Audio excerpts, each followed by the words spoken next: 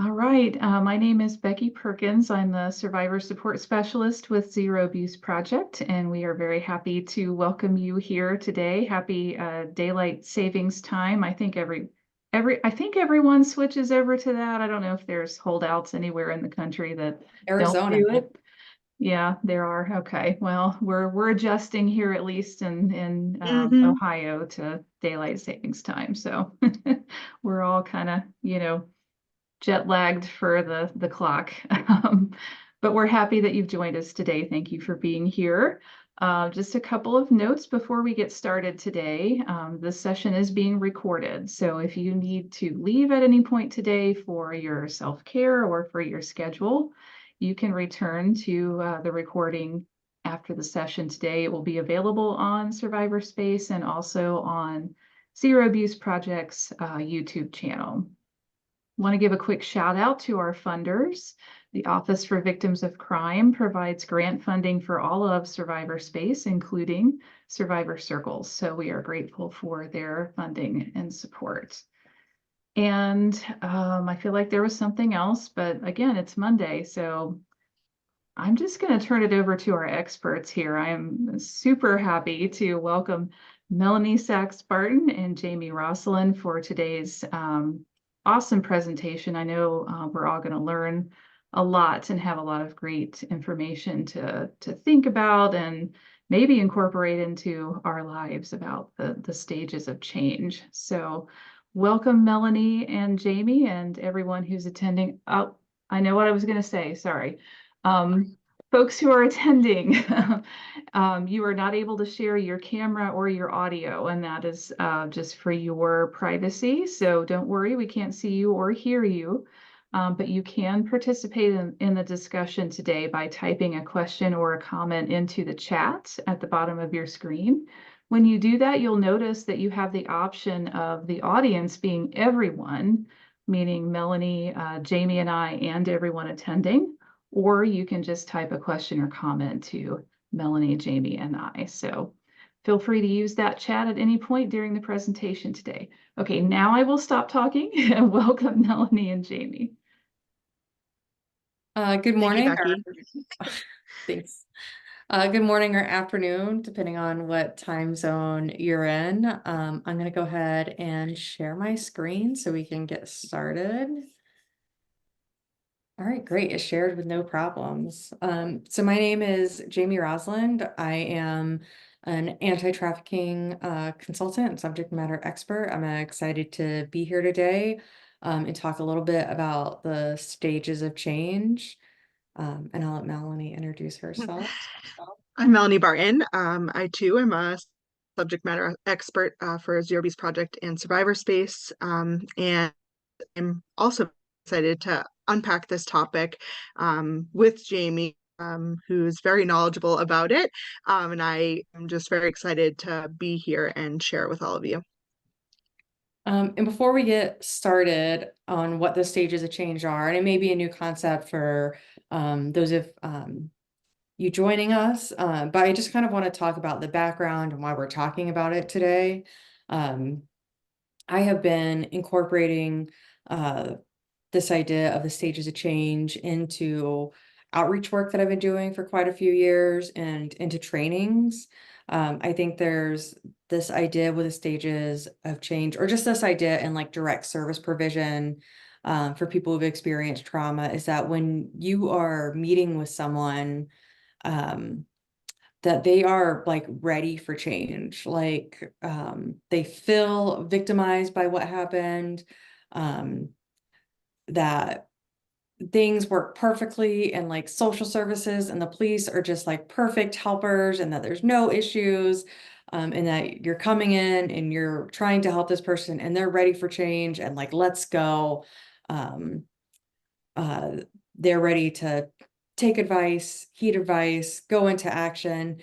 And if anyone's ever changed anything about their lives, which is everybody, then you know that change doesn't necessarily happen that way. So talking about the stages of change, I think, is important conversations for people who provide direct services to have and people who are engaging in outreach to have.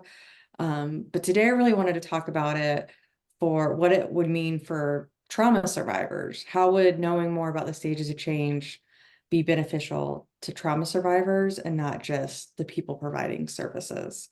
So that's a little bit of the background on why I'm passionate about stages of change. Melanie, do you have anything to add to that? Yeah, I'd just love to add, my kind of, I kind of jumped into this with you. You were already kind of thinking about this topic, and I've kind of seen it from both sides, both from my own journey as a survivor of trauma, but also as a provider. I worked at a child advocacy center and various victim services roles for over 10 years now, and I'm definitely seeing it happen kind of before my eyes. With the kids and the families and the teenagers and all of the above that I worked alongside, walked with on their journeys. In addition to my own journey, specifically in kind of my own, and we'll talk about this a little bit more, but kind of walking through my own experience with advocating for myself within those spaces of providers, whether it be medical or otherwise. We talk about like the journey of healing is not linear. And I think this goes along with the stages of change really perfectly, that this stages of change are not linear. And you may go back and forward and stay still. And we'll unpack that a bit as we go. But that was really my connection, having both personal and professional experience with the stages of change. Thanks, Melanie. And I'm really glad that you're joining me. It's always, in my opinion, better to talk about these like topics with like multiple perspectives in mind. So I appreciate you being here with me today. So we've said the words or the phrase stages of change a lot. So what are the stages of change?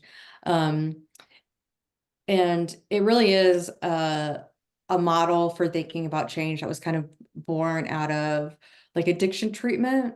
But it really can be applied to a really wide variety of change that you might want to make in your life.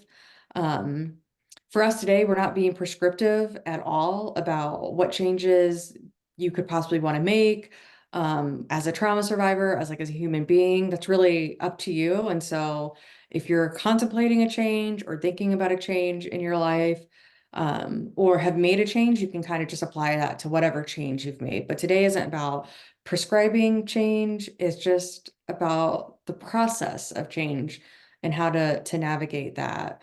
And so the stages of change have 5 basic stages, as it were. And then there's like a couple possible outcomes depending on, you know, what philosophical perspective you take on it. And a lot of times it's presented as a cycle, and this could be presented as a cycle. But I don't love a cycle because that kind of makes it linear, even though it's a circle. But this idea that you progress like through them in a cycle, but really you can go through these stages. You can kind of go forward in them, but then you can kind of go backwards. You can go forward and backwards. And so it's not linear. So the first stage of change is pre-contemplation. And you might hear phrases like, I don't need a change. And there's nothing bad about being in pre-contemplation necessarily, but it is like the starting point is there might be something in your life. I'm just going to use like eating fast food, right? Like, and I've kind of worked like in a social worker kind of capacity. And if you told me I had to stop eating like fast food when I worked like in direct services, I could not. It was a vital part of my day to day. I'm like on the road, going to different places, all different places in my county and adjacent counties. The kids that I worked with love McDonald's. There was a lot of times we were stopping at McDonald's. So the pre-contemplation would be like eating fast food. And at that point in my life, I'm like, I don't need to change. This is something that's just not changing. And then you move to contemplation, and contemplation is just that thought of, well, maybe I shouldn't be eating fast food every day. But there's not really a lot of like action behind it. I do apologize. Someone is knocking on my front door. Melanie, can I pass this off to you for a moment? Yeah. I Sure. co-handle Yeah, front door. absolutely. Yeah, so you go from the pre-contemplation to the contemplation. I may change. And then from there, really talking about kind of the action step of the stages of change. So that's really I will change. Like there's a want to change. You're moving into the action, but you're not quite there yet. So like in Jamie's example, really talking about like, all right, I'm gonna, next time I have something for work or the kids want it, I'm gonna give another option, and say like, maybe you might go back to like, it's just easier to go to McDonald's for them and for me because they want it and I'm along for the ride kind of thing. So that could be kind of, but this is kind of the what I would describe as like the crossroads of the stages of change. So you've gone from pre-contemplation to contemplation, and then you're kind of starting to plan, kind of, all right, like there are other options here that I could pursue, and but you're not quite there yet at the actual change. And I'm gonna flip it back to Jamie to continue her thought. Thank you so much. An arborist Yeah, wanted to arbor my trees. So life. yeah. All right. So anyhow, so that's planning. Planning can also is sometimes labeled preparation in these models. So planning, preparation, um, and then you move into action where you have started to make the change. And so going back to the fast food example, um, let's say I'm just really not feeling good because I'm eating a lot of fast food. And so I have committed to eating fast food just a little bit less. And I'm like making a plan for how I'm going to eat fast food less, but I haven't I'm not fully immersed in that change yet. Um, and so, action can be kind of like self-explanatory. That's where the magic is starting to happen. And then the final change, or maybe not, we'll get to that in the outcomes, is maintenance. And that's where the change has taken place. Like I'm not eating fast food at all anymore. I feel really good. I feel really confident in that. Um, and so that's like maintenance. And what I will say about maintenance is this is not like a passive or idle um, state. It really is. I'm doing things to like maintain that change. I think one of the things when you're thinking about stages of change or like why you change is your why behind it. And so I'm doing things that are like, well, what is my why behind not doing this? Um, and what are the new habits that I've developed that really have like, how am I pouring into those like new habits to make sure I don't go back into the old habits? So that's all the basic like framework of stages of change, and we'll dive into each one of them a little bit more. And so there's pre-contemplation, and like we said, this is when um, we're in a place where change is not wanted, needed, or possible. I think that or possible is really important to consider here. Um, sometimes like as outsiders, we can think that and see someone else's situation and see that, oh, this is a change that they should want. It's a change that they should need. But one thing we might not consider is that, is this change possible? Um, kind of going back to this like fast food example, and this is like a real life example. I was like seeing a doctor and, talking to them about like nutrition. Um, and I was definitely in this like pre-contemplation like phase. And they're like, well, you just need to stop doing this. Um, and I didn't see any way that like not eating fast food at that time in my life was going to be like possible. Um, eventually I found like different ways of um, eating healthy while being in direct service, like, and being out on the road and in the community quite a bit. Um, but her approach at that time was, oh, this should be wanted, this should be needed, and it should be possible. And I was in the place where I'm like, this isn't wanted, needed, or possible. um, I need different advice. And at this point, when you're in pre-contemplation, um, the goal isn't to all of a sudden be at like action and maintenance. It's just to start seriously considering the need for behavioral change. And so the goal isn't to get from pre-contemplation to like action or like maintenance. It's really to work through those stages of change. So if there's something in your life that, maybe there's just like a voice in your head. It's just a little pestering voice. It's not a super loud voice, but just like every once in a while, there's like something that's there. It's to listen to that voice a little bit more, let it start taking up a little bit more space. And so that's the only goal for pre-contemplation is like, let's listen to that voice a little bit. People in pre-contemplation may be unaware or lacking details regarding the benefits of changing the behavior, or they may be unaware or lacking like details on how they can actually overcome those obstacles. Or they might have really like ill-defined idea of like what's possible. The other thing that happens in like pre-contemplation is maybe this is someone who, or for yourself, like has attempted this change before and has not had great results. And at some point you start feeling like demoralized or just like apathetic, like this is change that I can't even create in my life, because I've tried before and it like didn't work.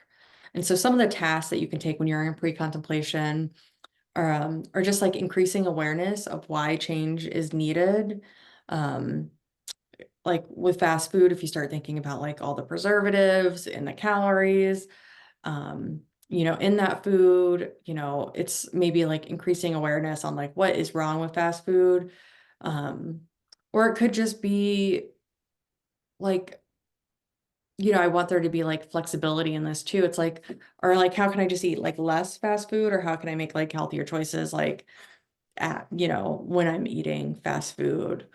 You want to assess the risk regarding the current behavior, and then just start considering the possibility of change. I know, like, if I feel stuck, considering possibilities can be really difficult. And so maybe it's just like talking to other people. So those are some of the tasks that you can, engage in to kind of move yourself from pre-contemplation into like contemplation. Um, this also says pre-contemplation up here, but it is supposed to say contemplation. So we're going to pretend that the pre on this doesn't That's exist. the pre. Yeah, it's gone. So we're in contemplation now. And this is, I'm sorry, Melanie, did you have anything to add on pre-contemplation? Just a brief thought on pre-contemplation. It's really a stage that is important to have like the pressure off, like take the pressure off. We're not like down the road trying to maintain something that we like work towards. Like this is the very beginning step. And so I think it's very important from this stage, whatever your thing is, to take the pressure off and not try to kind of like, as I say, like put the cart before the horse kind of thing. Like you are just in this one space. I can give a brief like personal example. I did a previous circle about like my physical health after trauma. I think for so long I was in this pre-contemplation stage because it was a big thing. It was, very personal, intimate. I didn't even know where to start, like to pursue physical health after trauma because I had a lot of fear about like which provider I would end up in the care of. Like I had a lot of questions that I didn't even know how to frame. I didn't even know what was going on in my body, but I knew something needed to change. And so that was kind of, my own process of like, and I was there for like years. Like I was 17 when I first started to like think about this change and like that something was going on. And then it wasn't until, like 5 years ago, so I'm 31, um, like 26 years old. So from like 17 to 26, almost a decade, I was in like pre-contemplation about facing the physical impact of trauma and how to move through that in a healthy way. And so there is no timeline on these stages. I think that's important too, to kind of go into this with that there's no timeline, it's not linear, and that the pressure needs to be taken off from the beginning, if that makes sense. So we'll unpack that a little bit more as we go. I think those were some great points, Melanie. I really appreciate that. And yeah, I think it goes back to this like change maybe not being possible. So this isn't a place of like, don't judge yourself for being in pre-contemplation. And especially as a trauma survivor, some of that like not possible might be coming out of a place of like trauma. And your brain and body are so smart. Like they know like when you're ready for things. And so trying to push yourself through the stages of change is not advisable, but it's just really about like taking it slow, really assessing where you're at, and then taking off those like those small chunks. So, all right, so we're in pre-contemplation now. You know, we've finally gotten out of Contemplation. we're finally out of pre-contemplation, we're in contemplation. And this is really where like the seeds of intention for making a change are growing. And so contemplation is almost like setting your intention for the change. And the goal here is to commit to change in the immediate future. So once again, this isn't necessarily making the change. This is really taking the time to think about the change. People in this stage of change may become acutely aware of the pros and cons of making change. And often balancing the cost versus the benefits can lead to ambivalence or mixed and contradictory feelings that can cause procrastination. Change is hard. And sometimes when you start thinking about like all the things that like need to change, or the things that you have to give up in change, it can lead to these like mixed emotions about it that kind of make you feel stuck or like get into a state of like procrastination. And some of the tasks that you can engage in to move out of contemplation into the next stage is considering the pros and cons of existing behavior, weighing up the pros and cons of the new behavior. So kind of thinking about, I think it's just as important to think about like, not necessarily what you want to stop, but like what you want to replace it with. So like, what are the pros and cons of like, what continuing forward without making change are like, but then like, what are the pros and cons of if you adopted this like new behavior? And then identify any obstacles to change. Melanie, what do you have to add here? I think, going through my example there, it was like, when I moved into this stage, really being able to like see the glimmer of possibility of learning a little bit about it, considering the pros and cons of staying where I was at, seeing the impact on maybe my future, and like being honest about the overwhelm of like, if I pursue this, like I'm gonna have a bunch of appointments, like trying to navigate all of that. And that like that procrastination piece was like, I don't want to start this. Like I'm ready to do this, but like it's taking my time, energy, my like capacity. And so I kind of would go back and forth through that procrastination within this stage of like, all right, I'm gonna like make one call, but then I would like not follow up with that. I made the call, but like I didn't follow up with that appointment, or like I didn't even make an appointment. I just like called to see if a doctor was available or if someone was available. And so, again, sometimes this can be like drawn out a bit, but it's okay because, if you continue moving through the stages, there is an outcome. But it's not like, okay, I go from this to this to this to this, and then we're done, check it off. It's really like weighing the pros and cons, ups and downs, maybe pausing in the midst of even this stage early on, and then kind of picking it back up when maybe my overwhelm has dissipated, or I could handle making more than one call and following through with it, or whatever that looked like for me and or for you listening, whatever your thing is. Yeah, and when you're in like contemplation as well, and you're feeling super, super overwhelmed, it may be a point where you need to reassess like, okay, what am I working towards? Like, what is, instead of like the deficit, like what negative behavior am I trying to shift? Like think through what is the changed behavior that I want, to like live in, and what would that look like? But then also, if it's so broad and it's like, well, I need to be healthier and I need to address all these like health issues, then maybe it's like, oh, I need to address fatigue. Maybe it's just like one thing. Like oh, maybe it's just one thing that I need to change at a time. So if you're having Or a lot of focus that, on like focusing on feeling better, whatever that looks like. yeah. You don't have to like tackle all the things. It's just like, I just want to feel better tomorrow if I don't do this, and it's a 1 day thing, you just like, tomorrow I'm not going to do it. I'm going to feel better tomorrow, so. All right. And then we move into the planning or preparation stage. And this is where some of the magic starts happening. So at this point, you're committed to changing the behavior. Change is difficult. So just being committed isn't enough for the change to happen. And so at this stage, the goal is to develop an action plan and to organize resources and develop strategies to make the change happen.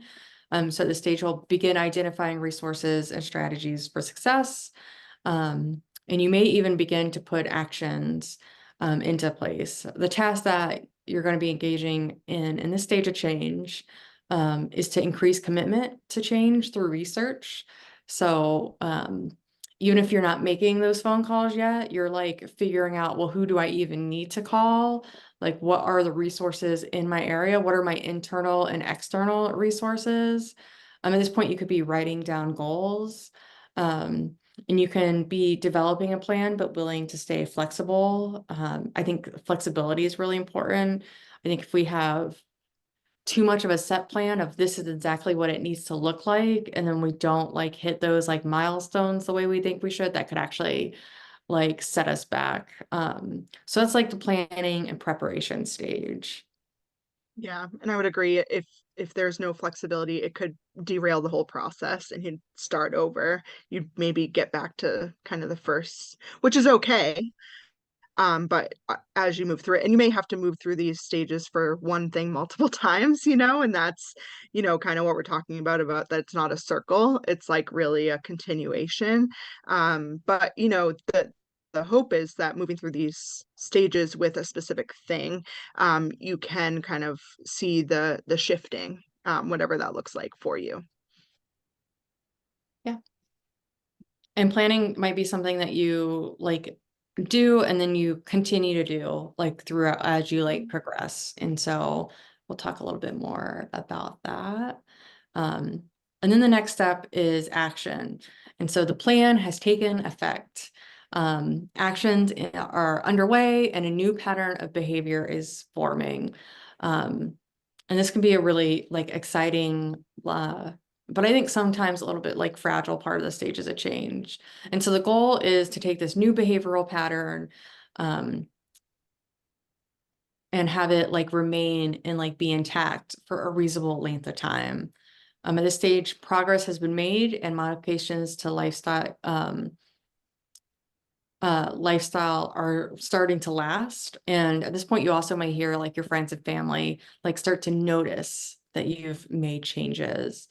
And so the tasks associated with action are implementing the plan, revisiting and revising the plan as needed, overcoming difficulties and maintain the commitment, and then reward yourself when you have successes. And I think this is the overcome difficulties and maintain the commitment. Once we start making changes, even with all the like the contemplation and planning and preparation that we've done, we may find that there are like difficulties and challenges that we didn't consider. So the action stage is you are doing the thing that you need to do to change. Like it is like happening, but it's still like navigating it and experimenting with it. And what are the actual, obstacles and challenges like of doing this? Going back to fast food, I know I wanted to cut out like fast food in my life while still being like a direct service provider. And so some of it was like, oh, I had to like pack lunch and I had to like pack food that I was like able to eat in my car, which was like a little bit of a challenge. And so those were some of the things like I had to navigate. And I live in Florida, it gets really hot in the car. So I'm like, how do I keep the food cool if I'm packing a cold lunch? Like, how do I keep it food safe? And so those were like some of the challenges and some of the like revisit and revise the plan. I know, for me, this has happened less and less like in my healing journey, but like as a result of trauma. There can be some like black and white thinking that I think as you get healthier, some of that like dissipates. And so part of it was like, oh, I can't eat fast food at all, ever. And so like revisiting and revising the plan was like, well, sometimes there's times where it makes sense. Like if I'm going to take a girl to McDonald's and she's like ordering food, then maybe I get a small fry. Like maybe I have like a little something because that like there's a benefit to that other than just me enjoying delicious French fries. Like the benefit is like eating food and being in community with someone is like important. And so as long as I'm not doing that on a super regular basis, but that's like the action plan. That's really I'm making the change, but I'm also experimenting with what works and like what doesn't work, like in real time. It's no longer like hypothetical, it's no longer planning. It's me trying to figure out how do I actually like implement this and integrate it into my life and it not just be something I'm trying for a little bit. Mhm. Yeah, and I love all of that, Jamie. That's so like such a tangible thing that is so relatable, I think, to any situation. It's like, for me, it was like on these appointment days. Like I got to the place where, okay, the appointments were set and I was like going and planning to go either way.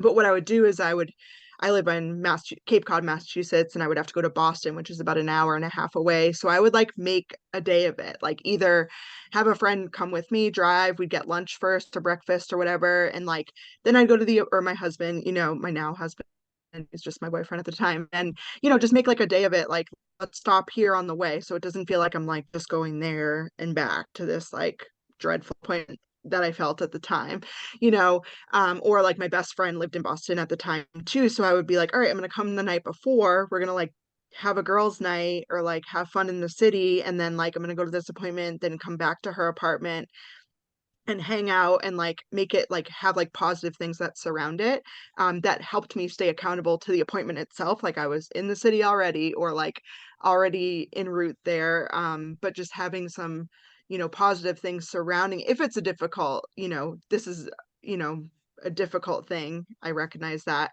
there are many excuses that I could have to not go, and so especially with like something that relates to trauma, and or health and or anything, but surrounding it with that thing that can hold me accountable to it.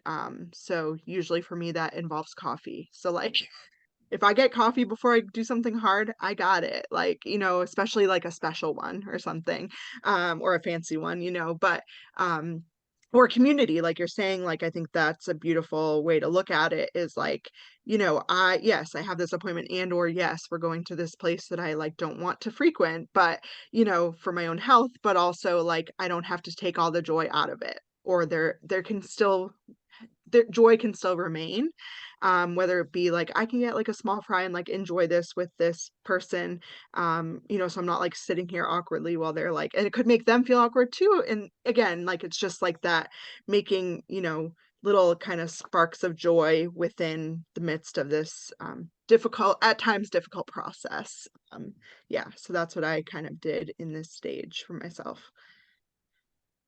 Yeah. And going back to like the fast food like example and thinking through like what Melanie said, like if I just decided I wanted to like stop eating fast food, but then I hated everything I was eating instead, that like is not going to be successful. I'm not going to be able to like integrate that into like the plan long term. And there is some stuff where like maybe I start developing a taste and start enjoying stuff I didn't like. And so maybe that's like part of the process. But especially in this stage, it's about trying to find things that you can replace it with that you like, that give you that glimmer, that give you that joy. Um, because if it just feels like denying yourself or like pushing yourself through, like doing something miserable and that like never changes, how are you gonna like maintain that like long term? So the action stage really is about figuring out how you can find joy in it, especially when the changes are related to like trauma or doing something difficult or like letting go of something that gave you like pleasure. It's like, well, how do I find something that can replace that and bring like joy and pleasure into my life in a different way? And then the final step maybe is maintenance. And so this is when a new pattern of behavior has been established and integrated into lifestyle. And it's almost like this thing that I'm doing has become like a part of who I am instead of like a thing that I'm doing because I have to, or because I want something, or because there's like benefits. It just maintenance is where it's like, oh, this thing is just like part of who I am. And so the goal is to sustain the new behavior for the long term. Um, and at this stage, people may become confident in their new lifestyle, which is exciting, love it. And they may be less likely to relapse, which has some connotation with like drug addiction. But relapse really is just to fall or slip back into an old pattern of behavior.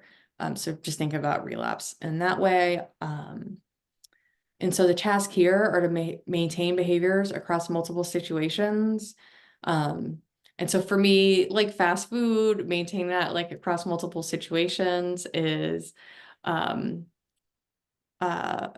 like, okay, so my day to day, I'm not doing this, but then like, what happens when I go on a road trip? Am I able to like maintain this behavior across multiple situations? Or is this something that like is more permissible in certain situations, but like, how do I like maintain this across multiple situations? So it's like continued integration into life. And with the fast food, I drove to Colorado with a friend. We did not have fast food the entire time. We went to like the grocery store and had a good cooler and like made sandwiches and like had like fruits and veggies like on the go and like had some like healthy snacks.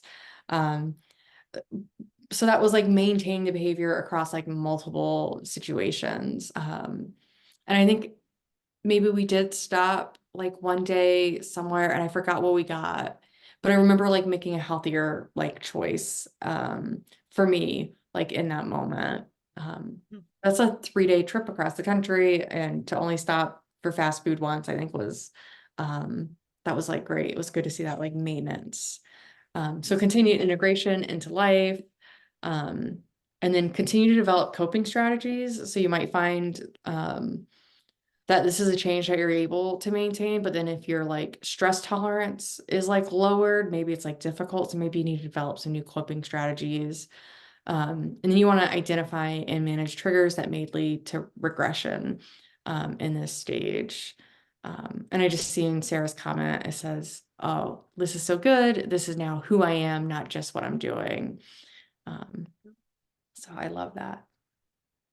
Yeah, I think for me with, my example, this stage was like I now see like myself like not avoiding health related things, like really getting them kind of as they happen rather than like waiting 10 years to to face things, whether it's like, you know, related to trauma or not, just like regular doctor's appointments or health related things. So I have seen kind of the fruit of that. Of like it's not like a sometimes it's hard. So honoring like when it's hard, when it's like, oh, I got to do this again, or like have to like go through all of this again, or like revisit something health wise.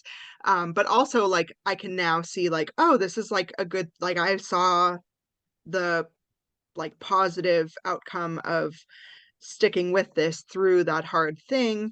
And now I like actually like know more about my body and feel better and like can help other people with what I know, as I wouldn't know these things if I didn't go through it. So like seeing the positive outcome of like, okay, and now like, okay, another thing is put across my plate health wise. Okay, I want to do the same thing. And so I start, I kind of start the process a little bit earlier.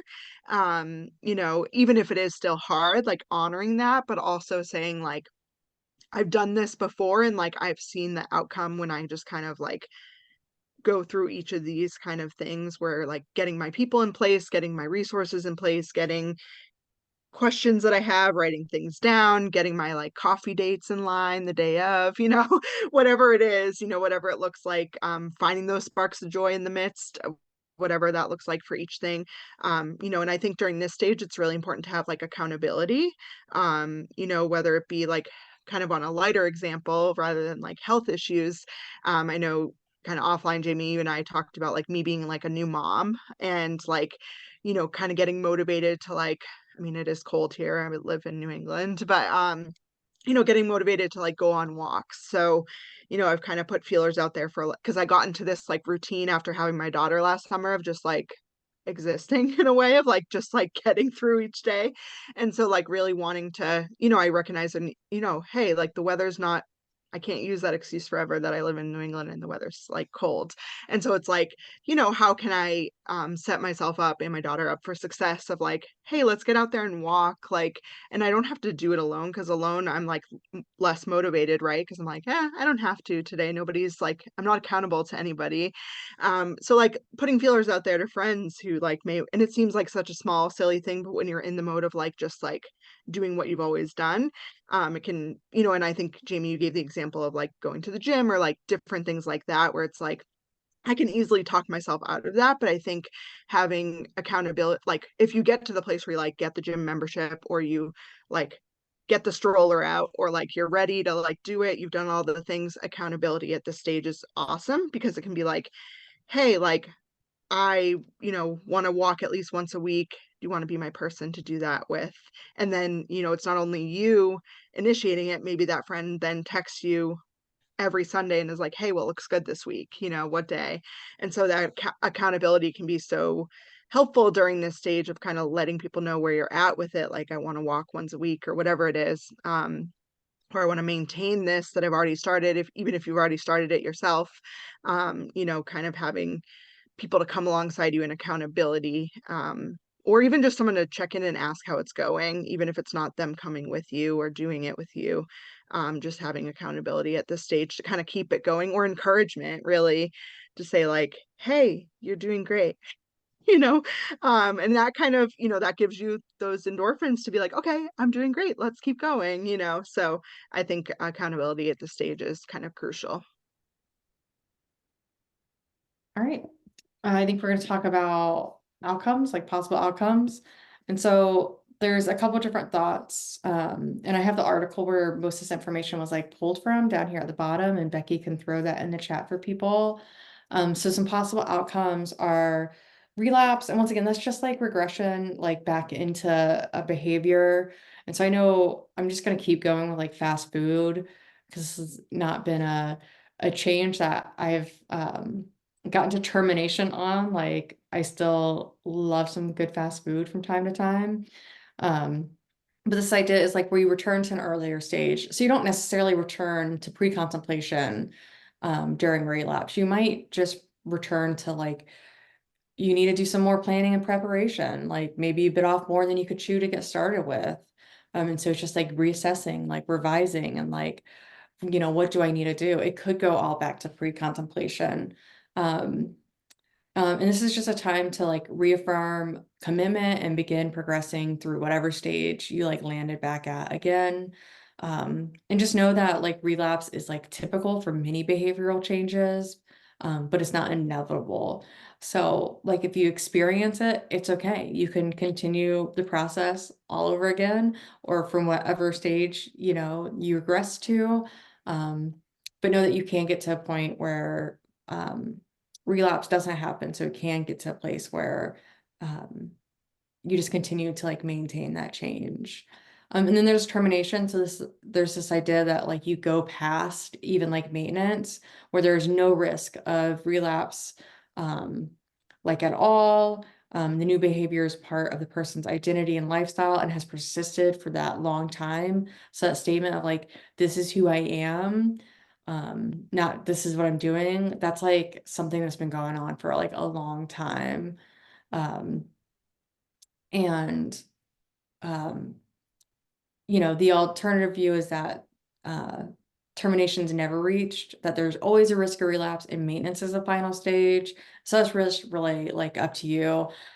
For me, it's like when I think about the stages of change, it's like there's two splits. Like, do you have like a recurrence, or do you get to a place where like you stay in maintenance, in ad infinitum, and so those are really like the possible outcomes, is you get to this place where something comes up. I know for me, a lot of times, whether it's like exercise or like how I eat, gets disrupted by travel quite a bit in my life. So when I like travel, it kind of gets me off my routine. I'm like jet lagged when I get back home. It might like take me a little bit of time. And so, um, like as health being like an overall thing and like, you know, what I like do with my body and like what I put in my body being like the focus of that, like I can start planning for like, all right, so I know like travel is something that has frequently like knocked me off kilter with these things. Like, how do I plan for that? And like, what do I need to do to make sure I can like keep that change? So I can get to this place of like termination where I'm not worried about like traveling kind of like knocking me off kilter. But there's always going to be, but then again, there's always going to be stuff that comes up. So if I get like sick, then I'm not going to go to the gym or like I'm not going to exercise or, you know, do whatever it is that is going to knock me off kilter. There's nothing I can do about like getting sick. It's going to knock me off kilter. So how do I like bounce back from that? So I think the benefit too is once you've kind of walked through this with a thing, even if you're like off kilter, whether it be getting sick or travel, you sometimes it is easier to kind of get back on track once you've kind of gone through it.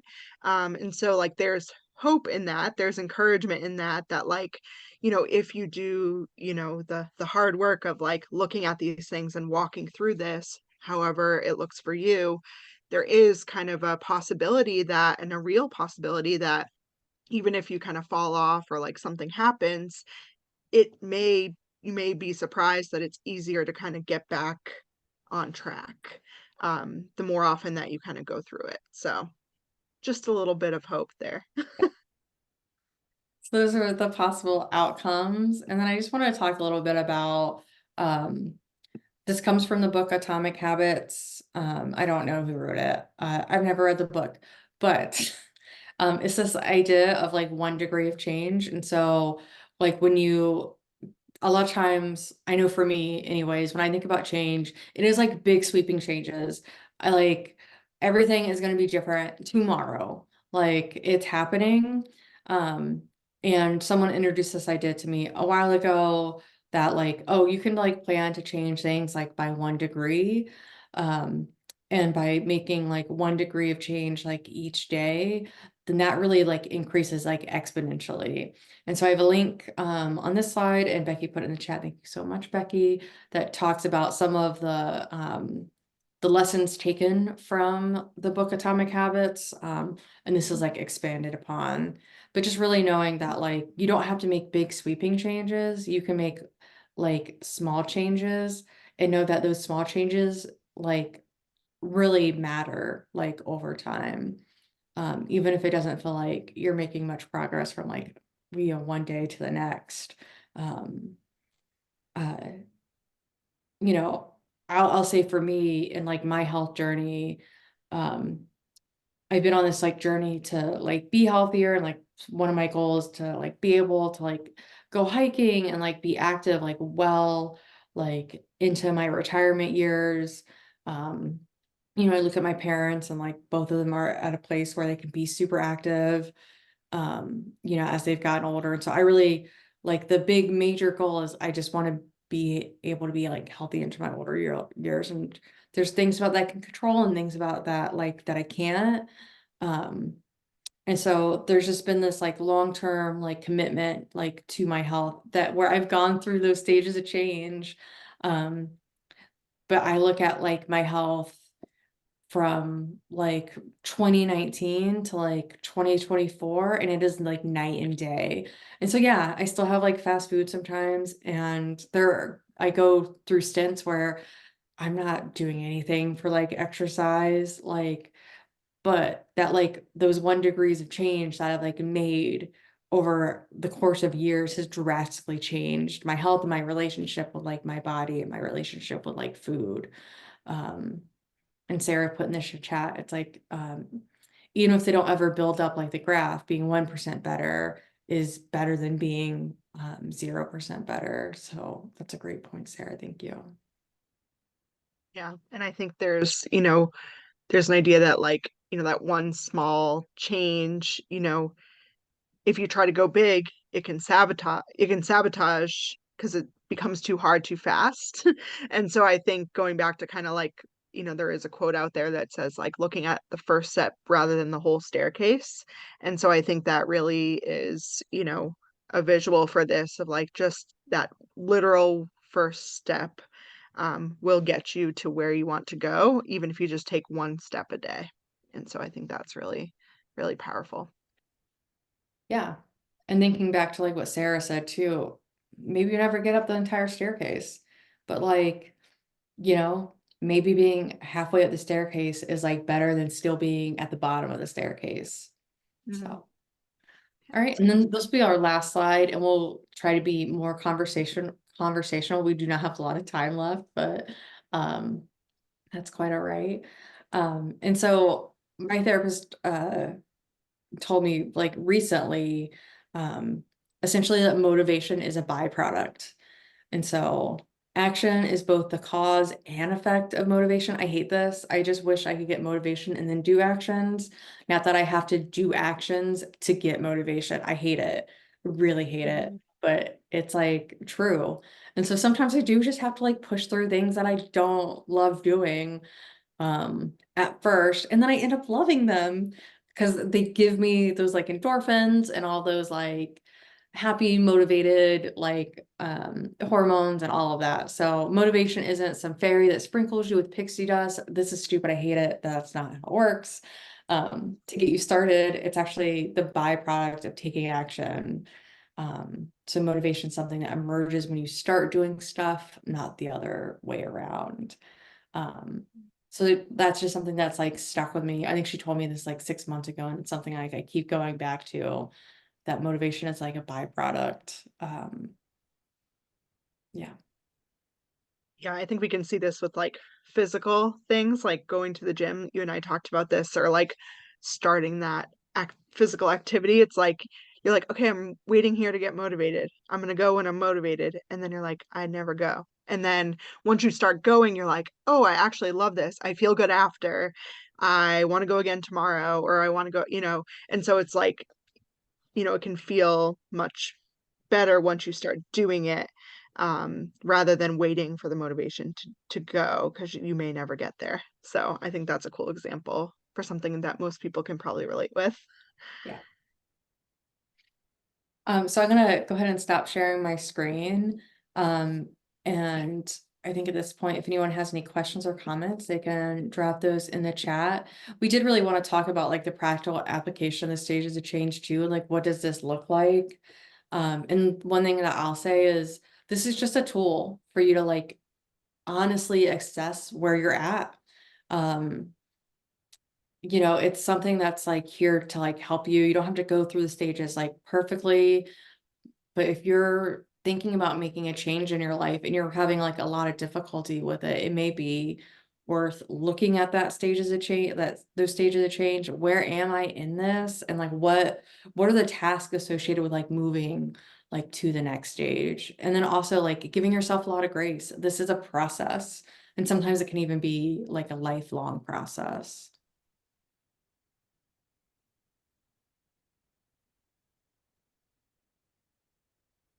Melanie, I know you talked about like some of the applications, and I love that conversation with you and wish we had a little bit more time for that today.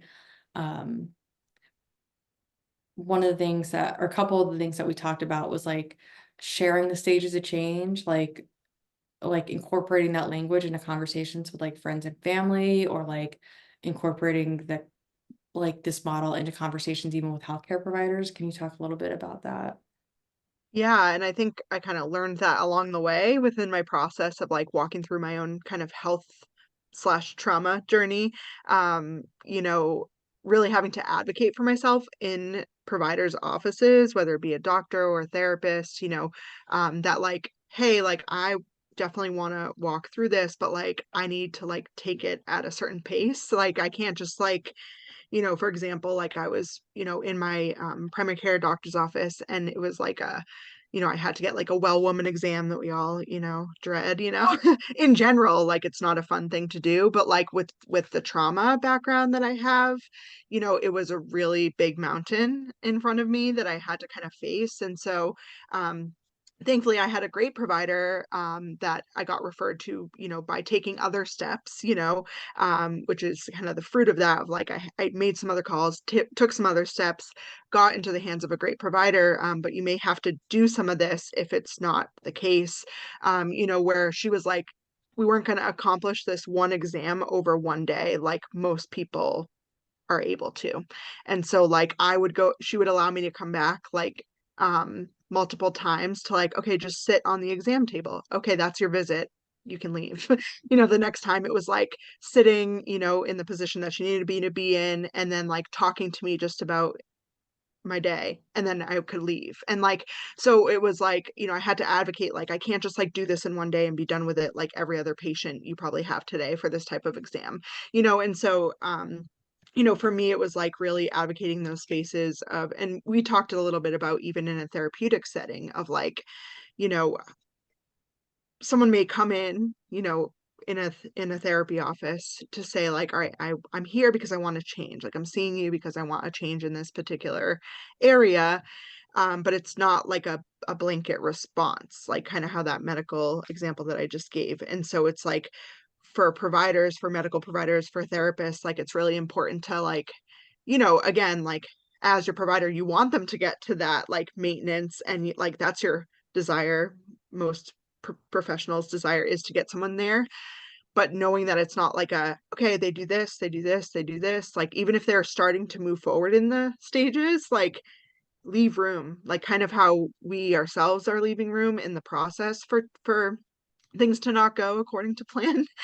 How we're preparing ourselves to do that. Providers have to be kind of knowledgeable about that as well, because it can be really easy to kind of like prescribe the stages of change to like every person you work with, and you're like, okay, the last person I worked with did this, this, this, and this, and they like went through all the stages and they're good. But like someone else could like literally sit in pre-contemplation for like 5 years while you're seeing them and they never move, or like they may sit in a certain place for a while, and like you kind of have to like sit with them in that space. And so we talked a lot about that. Yeah, so Sarah has a really great question in the chat. If either of us believe that the stages of change, like the termination stage, is actually real.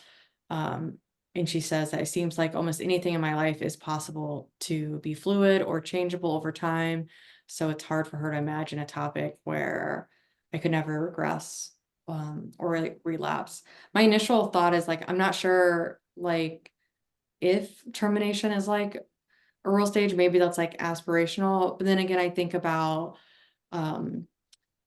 like let's say just my open-mindedness to therapy. Like what if the change was like I just want to be open-minded to pursuing healing via different modalities. I feel like I could, maybe I've reached termination in that in my life where I might not be in therapy like, every week, every year, forever. But I think I have like this open-mindedness and like willingness to pursue like therapeutic services and different modalities like over the course of my lifetime. Um, but even in thinking about that, like I think maybe I could have a really negative experience where I'm like, I'm never doing this again. Like, and that could be considered like a relapse or regression. So maybe termination is more aspirational than actual. Melanie, what do you think? Great question, Sarah. I 100% agree. I was thinking through it as we were talking about it. I think, I don't have an example in my own experience that I'm like, all right, that's full termination. But similar to yours, like with this kind of health journey, I like 10 times out of 10 now will like pursue like, I'll at least call people and see if there's a remedy for this thing I'm physically facing. I don't hesitate to kind of pursue that, where like I would put it off before 10 times out of 10. So it's almost like a whole flip. Again, if I had like a bad experience with a medical provider, I may like be like, nope, not going, or like not pursuing this no matter what comes up. But I think, so I do agree where it's a tricky, like I don't have a good example about like, all right, I terminated that like forever. You know, and again, there's a lot of life I still have to live, you know, so I may never know if I come to termination with something. You know, when I was thinking of this, I don't have personal experience like with this as much, but even like in recovery or like, you know, there could be someone that, you know, and I've seen it, like I've seen people around me like kind of start like I'm getting sober and they are still today. Again, they're not at the end of their life yet. So I don't know, and they maybe don't know, but like there is a longevity. But is that the maintenance or is that the termination? And I think that is the question that we all may be left with.